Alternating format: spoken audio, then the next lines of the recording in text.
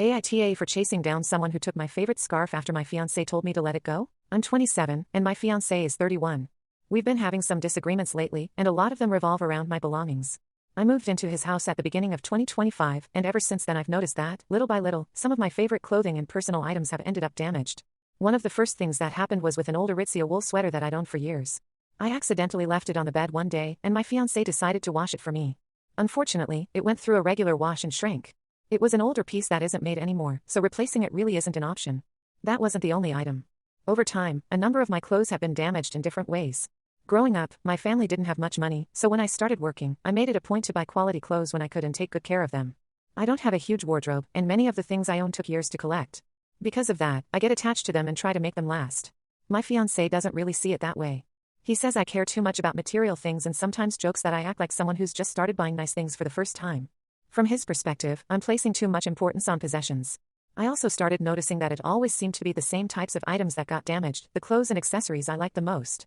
Whether it was an accident or just bad luck, I honestly don't know, but eventually I decided the easiest solution was to handle all of my own laundry so I could make sure everything was cared for properly. Then this morning something else happened. When I looked outside before letting our dogs out, I saw that someone who appeared to be homeless had been sleeping on our front porch. We keep a small playpen, some dog toys, and a few blankets out there for the dogs. What I hadn't realized was that one of my favorite blanket scarves had somehow been left outside as well. It was something I'd owned for over 10 years and had a lot of sentimental value to me.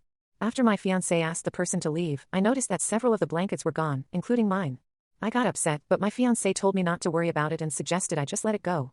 Instead, I went after the person and asked for my scarf back. They weren't happy about it and argued that I had a home while they didn't, but eventually they threw the scarf back to me before walking away. When I came back inside, my fiancé was frustrated with me. He said I shouldn't have confronted the person because there could have been health or safety risks after they had been sleeping on our porch. He thought replacing the scarf, or simply accepting the loss, would have been the better choice. I understood his concern about safety, but what bothered me was that he didn't seem to understand why the scarf mattered to me in the first place. Whenever something of mine gets damaged or lost, he tends to dismiss it as just stuff. At the same time, he isn't the one replacing those things, and in many cases they can't be replaced at all. I recently graduated from university and just started my career, so I can't afford to rebuild my wardrobe right now. Because several of my nicer clothes have already been damaged, I've mostly been wearing comfortable basics like sweatpants and oversized t-shirts. Ironically, he'll sometimes comment that I don't dress nicely enough anymore, even though replacing those lost items isn't financially realistic for me yet. From my perspective, this isn't really about clothes.